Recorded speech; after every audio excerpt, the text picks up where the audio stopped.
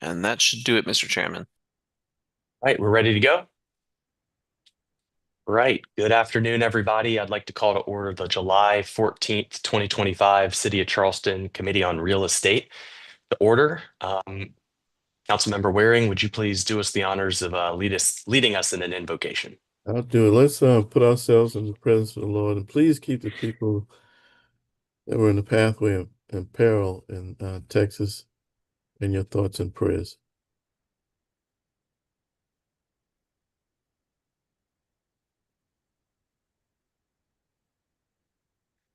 Thank you. All right. Thank you, Councilmember Waring. First item up for approval is the June 16th, 2025 meeting minutes. Can I entertain a motion? Move for approval. Okay, moved and properly seconded. Any discussion? Hearing none. The ayes, well, let's vote. All in favor, please say aye.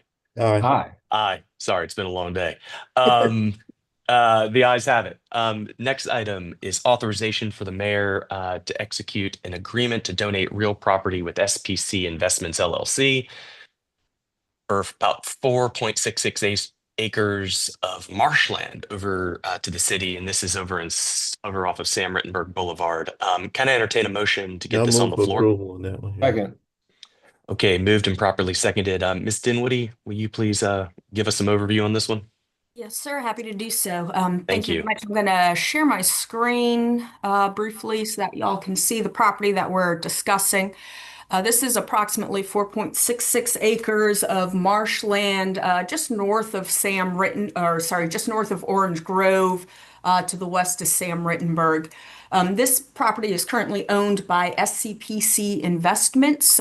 This is Mr. Steve Varn, who is the manager of this LLC. He's reached out expressing an interest to donate this property to the city.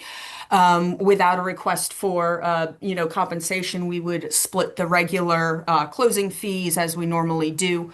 This is marshland, and I observed that a lot of our public drainage easements actually connect into this parcel here. This is in the, I think it's the Sandhurst neighborhood. So all of these purple easements here are city drainage easements. I reached out to Stormwater and discussed with Matt Fountain his opinion on accepting this property. He thought that it would be a good idea, especially since our easements are going through this marshland up to the Ashley River. Having control of this marshland would give the city better control over cleaning up and improving the outfalls of our easements into their marsh. So Steve, staff recommends that we accept this and approve this agreement to donate. Happy to answer any questions. All right. Thank you so much, Ms. Dinwiddie.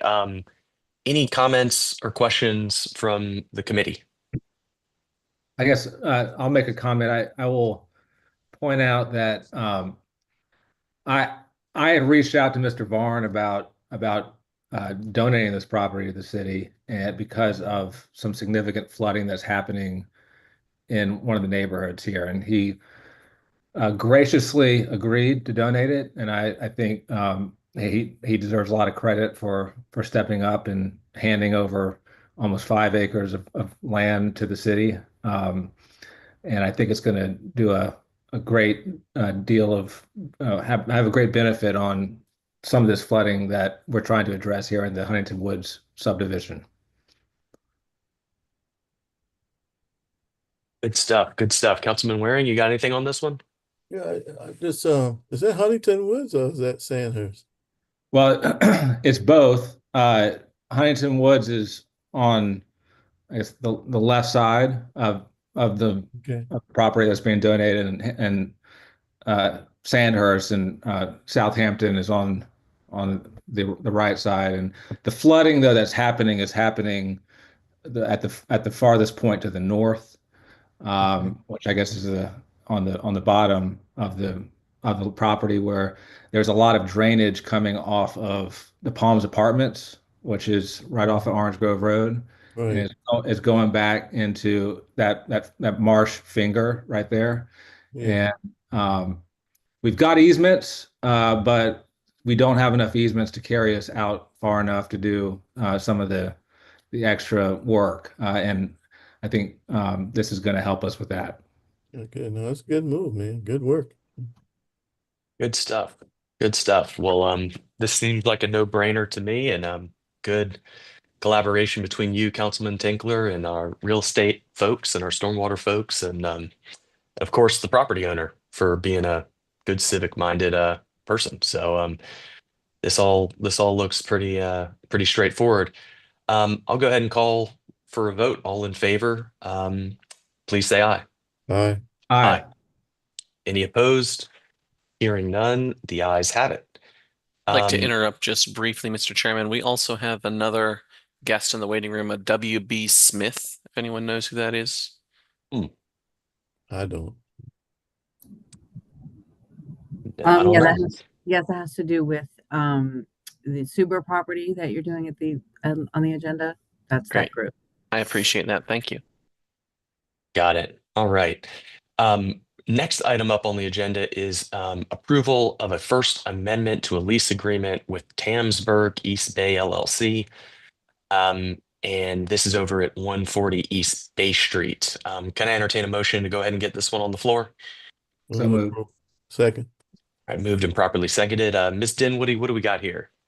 Sir, this was originally a 1985 ground lease that was entered into between the city and Mr. Tamsburg. These retail spaces are located in the East Bay Garage. They are, I believe there's 3 that are street level off of East Bay. The 4th one, there's 4 total units that were developed under the ground lease. The 4th one is above the 3 ground units. Under that lease agreement, we have been leasing those spaces to Mr. Tamsburg, who in turn sublets. Like all other ground leases, he is responsible for maintenance, repairs, taxes. The mayor had question about whether this was taxable property. Those retail units are taxable, and that is paid directly by the tenant. What he is asking for is an extension on the lease. The lease is currently set to expire at the end of September 2025, so in about 2 months. The proposed extension would allow for a shorter term of 5 years, running after September 2025. So that'll bring us through 2030, at a increased rental rate of $60,000 a year. After the expiration of this 5-year extension, there would be a second optional 5-year extension, at which time the rental rate would be appraised and bumped up to fair market value. If the parties can't agree as to what that is, we would do an appraisal process to bring it up to fair market ground lease value. The other thing that this amendment does is it also corrects the square footage. Under the lease agreement, they said that 5,696 square feet of leasable space was being developed. However, Mr. Tamsburg was able to add that second floor, and the actual leasable square footage is over 11,000. So this amendment is also correcting that square footage discrepancy in the original lease. I will just like to mention that these spaces are highly unusual. We took a tour with the property manager, and I believe Ms. Deek also joined us for the second tour. The spaces are not ADA compliant. We'd considered possibly using them for city use. There's stair issues, no ramps, no elevators. The windows on the second floor of the space are actually on the ground. They go from the ground to your waist. So it's kind of difficult to, I see why there's been some issues leasing these spaces in the past. We felt like it is in the city's best interest to allow Mr. Tamsburg to extend this lease, especially since we are not really at a point to either upfit it and release it, trying to make all of those corrections, or to use it for city public use. Got it. Very interesting. Any comments or questions from the committee members? Looks like think we lost Councilmember Waring. Oh, he's still on. Um, Miss Dinwiddie, do I you know heard every who? word. Okay, cool. Miss Dinwiddie, do you know who currently is in the space? Just for context and Yeah, and I'm trying to remember. I don't know their exact names of the companies. There's a bridal shop on the first, in one of the first floor okay. spaces. I believe there's two retail shops, which is more of Charleston touristy kind of things, art things. Hmm. That second floor space, which is difficult to lease, is being leased to I think it's a meditation or either meditation group or something like that, which makes sense to Man, sit on the ground and look out of that ground floor window. nice. I might have to check that out. Yes, sir. I need to chill out sometimes. All right. Well, that's very interesting, and I think you know what you're talking about there over on East Bay. It's always fascinating to see some of these legacy real estate transactions the city of Charleston has gotten itself into over the years. There's just a lot of interesting deals that have been done over the years. But it seems like what this does is it cleans it up, um, gives them an extension, bumps the rent up, and then down the road we it's not like we're trying to get them on market terms overnight and just spring something on them. We're giving them a phased in opportunity here and not just pulling the rug out from underneath people, which I Exactly. think is fair. I think it would be unreasonable also to expect to be able to get market rates on those Got it. spaces currently, as they Got are. it. Makes sense. Councilman Waring? Yeah, I just wanted to maybe get a little brief update. Maybe I missed it. So the current rent is what? The current rate, they are paying 58,000 a year approximately. And the new rate would be bumping it up to 60,000 annually, which is just a little over a 2% increase. And the existing lease was for how long? The Previous. existing lease was, I think it was for 15 years with two optional renewal periods of, I don't want to misspeak, two additional 15. 85 plus 45. I think it was a 15-year and then a 10 and a 15, if I'm remembering correctly. Mm-hmm. Gotcha. Okay. I go along with the chairman says. Good stuff. Good stuff. All right. Councilman Tinkler, you got anything on this one? All right, I think we're all good. All in favor of the First Amendment to the lease, please say aye. Aye. Aye. Aye. Any opposed? Hearing none, the ayes have it. We have three annexations today. Might I propose we take 1 and 2 together and then take number 3 separately? Mr. Chairman, I move approval of items C1 and C2. All Second. right. Okay, moved and properly seconded. I see the mayor is now on. All in favor of approving the 2 residential annexations, C1 and C2, please say aye. Aye. Aye. The ayes have it. Next item on the agenda is proposed annexation of 2.4 acres off of Folly Road. And this is property owned by 850E Stuber Associates Cooper LLC. And I know that we've got representatives from the applicant here as well as our staff. This is one I think the committee needs to get, as much information as we can on. So, Mr. Morgan, why don't you start off, if you don't mind, just sort of explaining the history of this a little bit, where we were when this first came before us last year, I believe, and where we are now. I think that would be very beneficial. Sure, sure. And Mr. Chairman, I've got some slides, if that's okay, if I show those. Are you good By with all that? means. All right, let's see if I can get this share thing to work. Let's see. All right, are you all seeing something that should say City of Charleston zoning map? Yes, sir. Okay, great, great. So this just gives the basic information here, 2.53 acres off Folly Road. Can you all see my cursor? Yes. Yep. Okay. So this is Folly Road right here. This is the Spyglass Apartments, I believe is what they're called, at Grimble and Folly. This is the Ocean Neighbors neighborhood here. And these are the 2 subject parcels. They are immediately adjacent to this Cooper James PUD. And if this were annexed, it would become part of this Cooper James PUD, and amendments would be made to this Cooper James PUD. And so that is the overall info. I need to move a couple of things around here on my screen real quick. Let's see, I need to move that so I can get over here. Okay, so then this is just a broader zoning map. I know that a lot of interest has been recently on these properties up here on the north side of Grimble and Follies intersection. And so I just want to be clear that this is not the same property. Up here, we've got a couple of parcels that are slated for commercial development under the limited business zoning.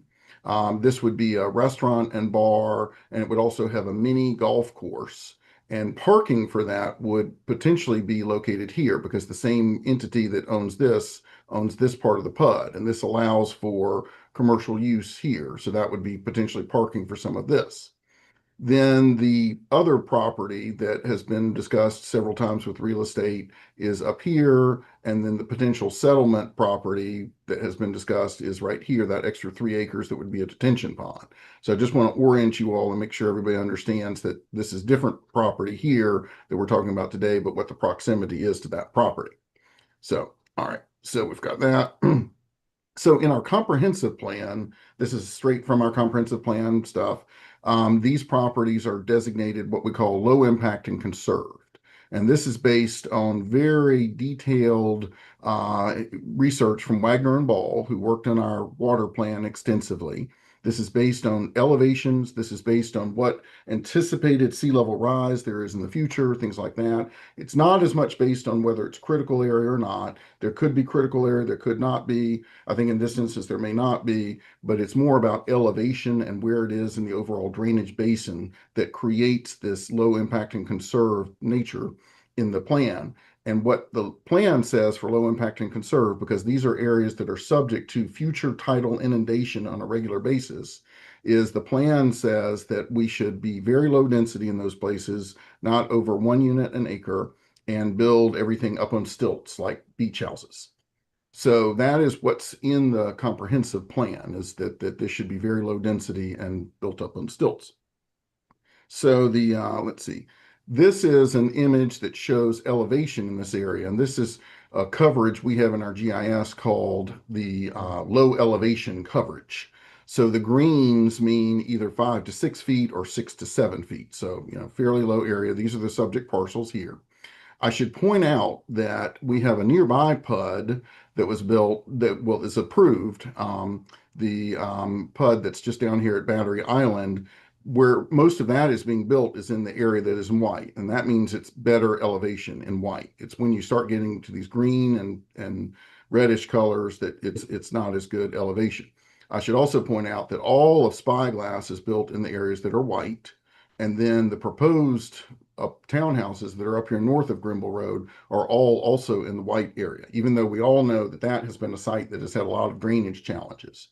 So this points to where staff is on this recommendation, because if we've got drainage challenges here where we've got much higher land, imagine the drainage challenges we're going to have here where we've got lower land.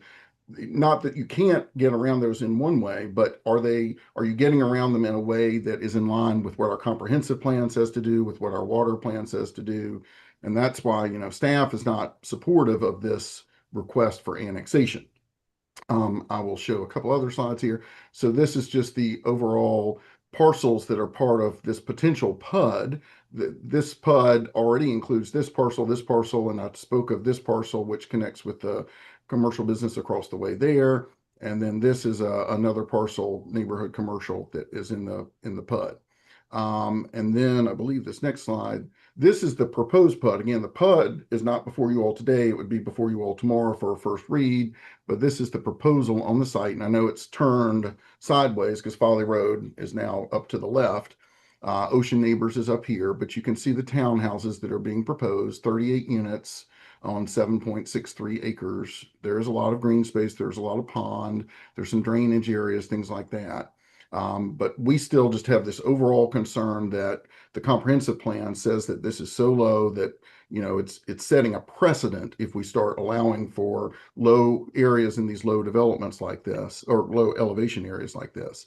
And so that's why staff is not recommending for this annexation or the subsequent PUD amendment that is before you all potentially tomorrow at council. And I'd be happy to answer any questions you all might have. And I'll stop the share unless you all have questions about some of the slides I've shared.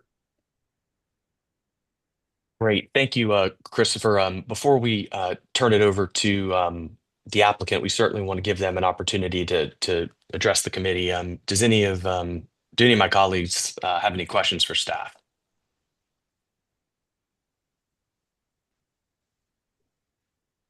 Mr. Chairman, Mr. Morgan, wasn't this in front of us some time ago? This looks familiar to me. I think it was about a year ago. A version of this was before you, and I believe the applicant asked for deferral after some discussion with the real estate committee, I believe. Okay. I believe there were some suggestions from the committee, things like that.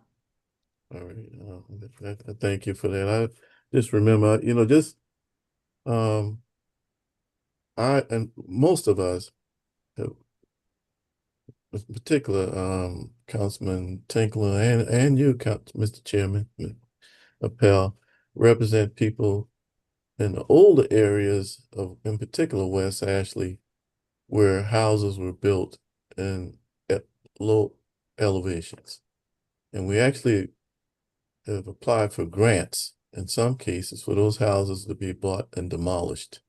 I know a couple of them right there in East Oak Forest, some down 61, a number of houses, and the grant on those are, I think when we do get the money, it's like 65% from FEMA and 30 or 35% from the city of Charleston. And I've always wondered, why would we let people build in low areas? So that was before we had a stormwater department, when those areas were built upon. But I agree with staff on this one. I mean, an elevation of 7 in some cases, less than 7. Water finds a way in the low country. Low country, that's just not a nickname. This place is really low. So that's my comment on that. So I appreciate the information you provided, Mr. Morgan. Thank you. Mr. Chairman, this is the mayor. Mayor. I'm torn on this one just because, I appreciate the applicant's efforts to come up with a solution here. And I'm in Atlanta today touring some affordable housing developments, and we all know that's a major issue that we have. It's particularly the missing middle. And as we've discussed repeatedly in different community development and real estate committee meetings and at council, they're oftentimes in direct conflict, or affordability needs are in direct conflict with our stormwater objectives, which both are obviously important initiatives. I am kind of curious, maybe Mr. Morgan, you mentioned this before, but in terms of the allowable uses for this site, I think there's been some confusion or maybe misunderstanding with the neighborhood, and maybe I'm off on this. I'm asking for clarity. Is if this is not annexed into the city, what could be built here? I mean, this is a commercially zoned tract with the county, and what would be allowed here for the developer to move forward with? So again, this is the area that is proposed for annexation. If it were not annexed, it could be developed under Charleston County. I believe it's got a neighborhood commercial type of designation, like up to 8 units an acre under Charleston County in this location. I don't know what standards they have to achieve that 8 units an acre, but that is what we're seeing in their county records. This area was a limited business type of commercial here that would have allowed restaurants, not past 11 p.m. at night, but restaurants, offices, retail use, things like that. Of course, that would have to go through our whole design review process. The lighting would have to be limited. Garbage enclosures would have to be put in, appropriate screen locations, things like that. There would have to be a buffer up against the neighborhood, all of that. So commercial uses could go there, office uses could go there. But at present, under the current PUD, you could not have residential uses there.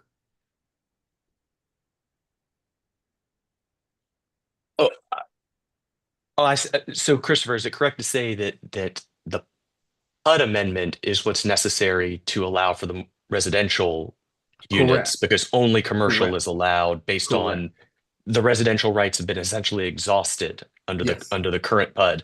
With But the way that spyglass. those two parcels are currently situated in the county, they're not commercially zoned in the county, are they? Our information is that they do have a commercial designation in the county. They're in the overlay. And we were a little bit confused by that, but we got it confirmed today that it is in a commercial designation. Okay. Got it. All right. Any other comments or questions from staff before we turn it on over to the applicant? Well, Councilmember Tinkler, you got anything? Question, Mr. Morgan, you can confirm that, well, even if the PUD gets amended, it would still include commercial uses, correct? It would have to. It would have to have mixed use. All our PUDs are required by state law to have mixed uses. So this would be a mixed commercial use, this parking area that's up here that's for the commercial across the way. And well, and the blue parcel. And then that would be future commercial, correct, as per the PUD. Although I think they've got that shown. Let me double check. No, they don't. Okay, that's not shown in this. Yeah.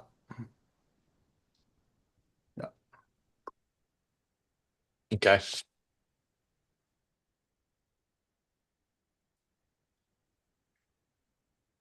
All right. All right. I see we've got some folks from the applicant team here. Happy to hear from you guys. Appreciate you being here to provide us some information. If you don't mind, just the floor is yours. Please let us know, what's behind this application, and particularly if y'all can explain kind of where we started about a year ago and where we are now, what's changed in terms of, the plan before us, what have y'all done over the past year? Just help us kind of understand where we were and where we are right now. Chairman Appel, this is Randy Cooper speaking. I appreciate y'all giving us time to present our proposal to the Real Estate Committee. First of all, I would like to address Councilman Waring. I think your office is excellent. You show great taste with the Carolina emblem behind you. I too am a South Carolina enthusiast, graduate of the USC Law School, like most of the older attorneys, and so just to commend you on your taste. Oh, thank you. I will, Councilman Wick, raise some issues or bring up some points to you later. I want to first, but let me start with going through a background where we are with this thing. As Chris mentioned, I was the developer originally on the larger project. It started out as a 35-acre tract, and then we subdivided it into basically 3 different tracts. The large tract we developed as a apartment complex. If you talk to the people at Ocean Neighbors, you'll find out that they are very pleased because we did everything we were supposed to. We left tree lines so you couldn't see it from their apartments. We put in drainage systems so none of our stormwater drained into their properties. We've made an attempt previously to develop our properties first class, and we continue to want to develop our property and design it in a first class manner. We are part of a PUD, and currently so I own 3 tracts of land. come out to about 7.6 or 7.7 acres. 5.1 acres is currently in the PUD. It is commercially. A key factor, and this is where I wanted to bring to your attention, Councilman Waring, is what are the wishes of my neighbors? How can I better serve my neighbors in the development of my project? And I've spoken to the Richardson family, Danelle Richardson, Danya Richardson. They all own property right around my property. Matter of fact, Danya Richardson owns property on one side of me. Danelle Richardson and his two sisters owns property on the other side of me. Danelle approached me and said he understood I bought the property developed, and he could live with a lot of developments, but he did not want commercial. He said if you build commercial, it will have a disastrous impact on the value of all properties. The Richardson family, it's a culture. They've owned those properties for years. And so in deference to them, I've tried to come up with a development plan that will have the least impact on the Richardson family. And I've spoken to the Richardson family recently. They will contact each member of City Council to set forth their position on that. But I think it's important to try to take into consideration what are the desires of my neighbors, and to build something that's being supported by my neighbors. So I've talked with Ocean neighbors. I've spoken with, excuse me, we got a little technical issue going on here. I'm sorry. We've talked to Ocean neighbors. They're all in favor of residential. They do not want commercial. They do not want the pollution of light posts and light poles. They don't want the noise pollution. They don't want business in their area.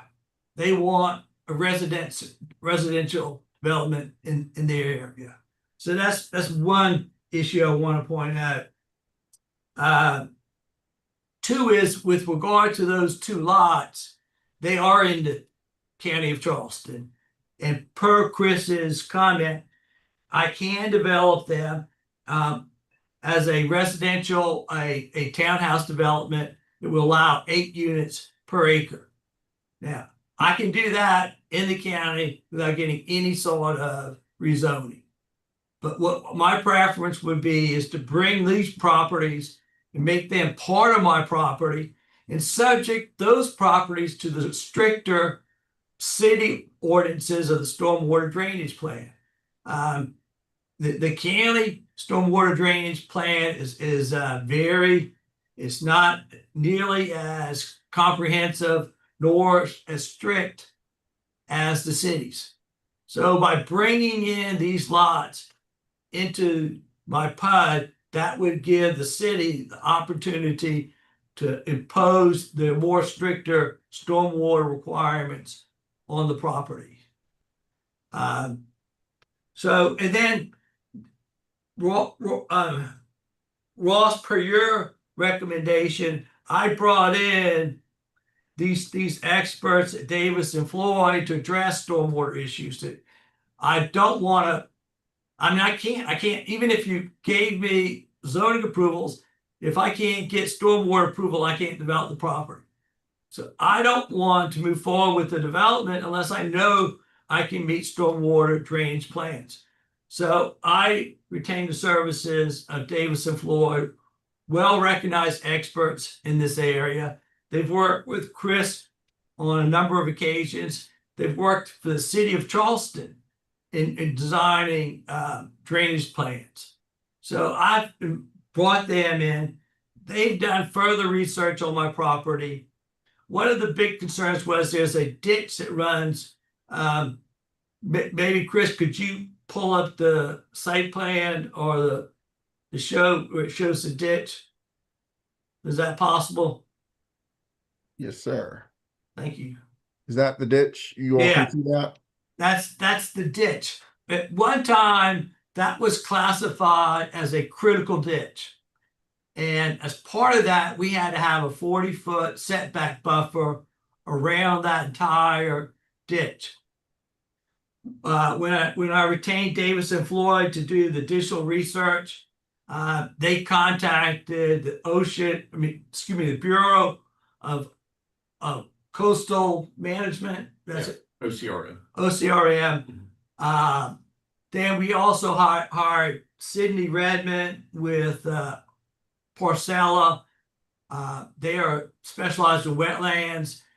She contacted the Army Corps of Engineers to discuss what issues we have to deal with regarding the ditch and the other low areas of our property.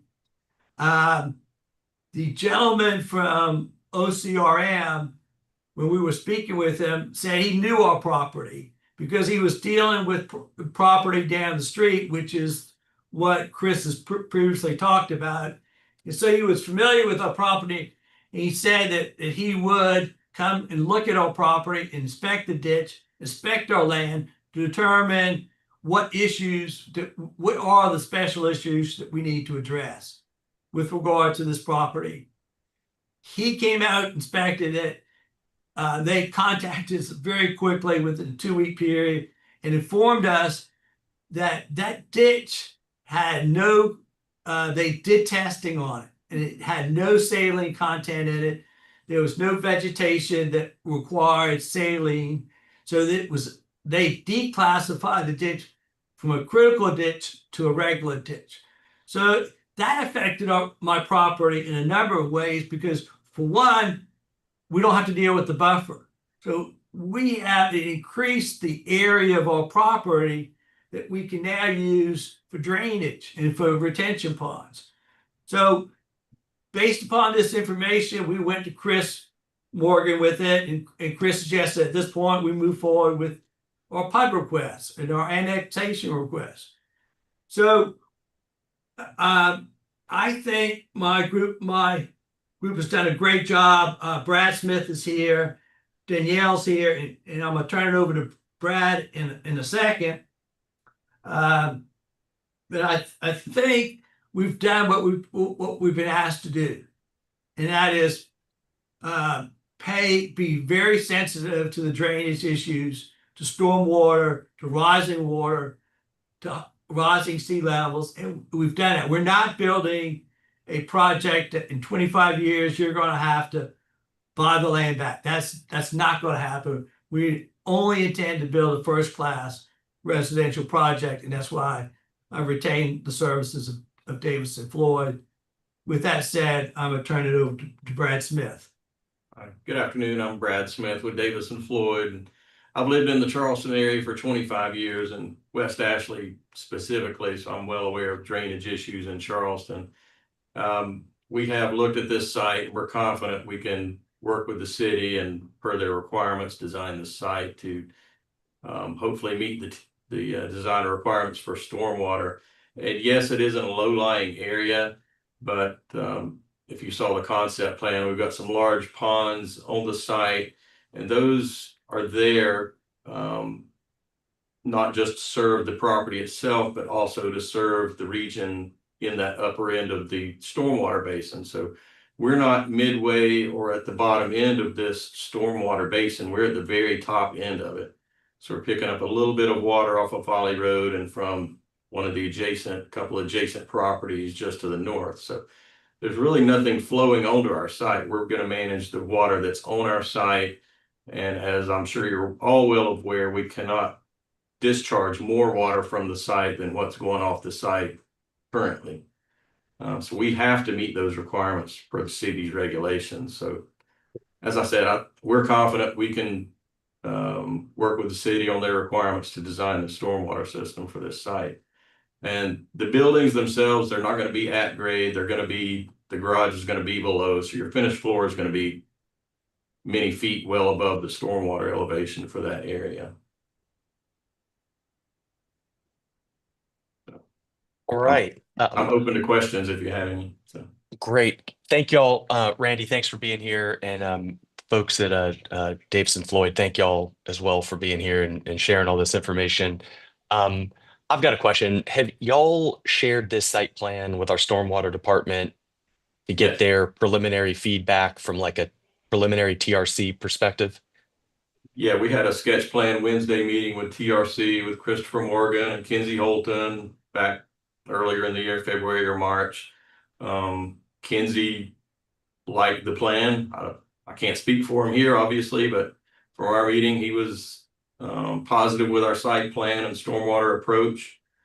So Transportation. transportation, yeah, we've got a letter from DOT, right? Yeah. Yeah, Yes. for the driveway. Got it. Do we happen to have anybody from stormwater on the call right now? It's okay if not. We can. Mr. Chairman, Oh. why don't we do this? Obviously, I hear these gentlemen. I want to move for a deferral on this, and the reason I want to get some more information from our stormwater Yeah. department on this one. I uh, I'm interested in obviously the gentleman from Davidson Floyd made mention. When we passed our new freeboard piece, if you remember, FEMA plus two. Are you saying FEMA used to be what, 13.5 or something like that, and we passed on new construction FEMA plus two, that the garage elevation will be basically 15.5 feet? My understanding is the finished floor of the living space has to be at least 2 feet above the FEMA flood elevation. Okay, so that's the first. Not the garage. So the garage level will be what? The Folly Road is roughly at elevation 6.5 or 7. Our roads and garages on site would be roughly equivalent to that, maybe a touch higher if we can get it to work. Okay. Yeah, I think I need to get a little bit more information from and I chair our Public Works Department, so I think Okay. I'm trying to maybe shoot from the hip on this one. Give us the opportunity to talk to our stormwater people a little bit more on this one, and before we go forward Sure. up and down on it. And we'll be happy to meet with you if you need us. Oh, that sounds great. I think I'll we need, second the just from a motion. flooding standpoint, that's all.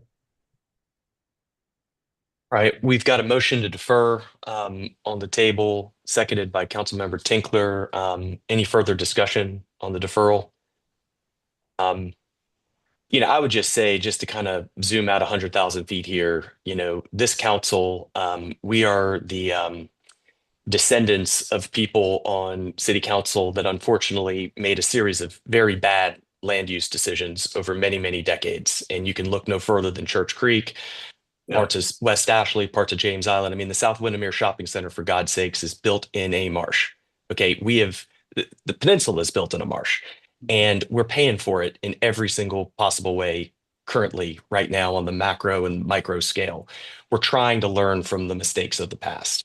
That's why we invested so heavily in the science and the data and the surveys and the analysis that led into our comprehensive plan, that led to these designations of low impact conserved and things of that nature. And, unfortunately, as a municipality, we're sometimes saddled with existing zoning or existing entitlements, sometimes that reach back decades.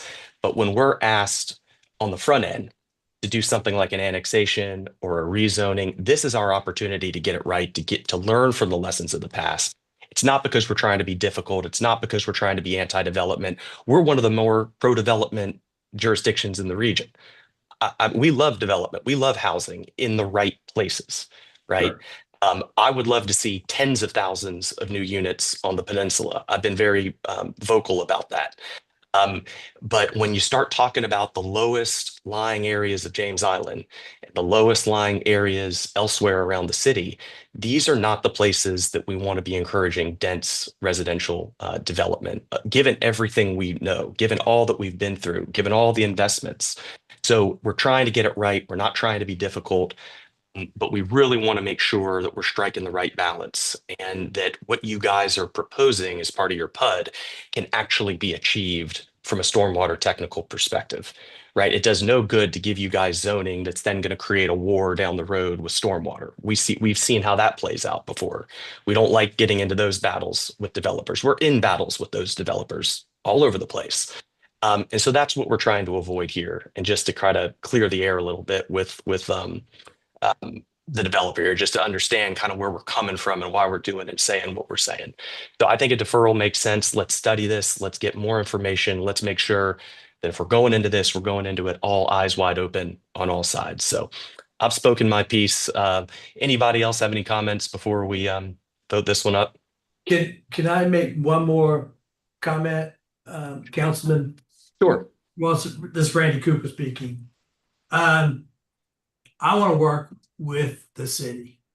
I want to make this a first-class project. Everything I attach my name to, I want to be first class. So whatever we can do to work with the city, I want to do. There seems to be on the city side a focus about stormwater. And we've focused on the stormwater, and we feel very confident that we could create a stormwater plan that will meet this current city's regulations. But let's also, in the grand scheme of things, keep in mind what does the community want, and let's hear from them, and I'll ask them to contact y'all because they, more than anybody, wants a development as residential, not commercial. I think it's important to keep in mind what are the desires of my neighbors, and then also keep in mind that regardless about the stormwater, I got to develop this. I own it. I've spent over $1 million invested in it. And I either got to develop it commercial or residential.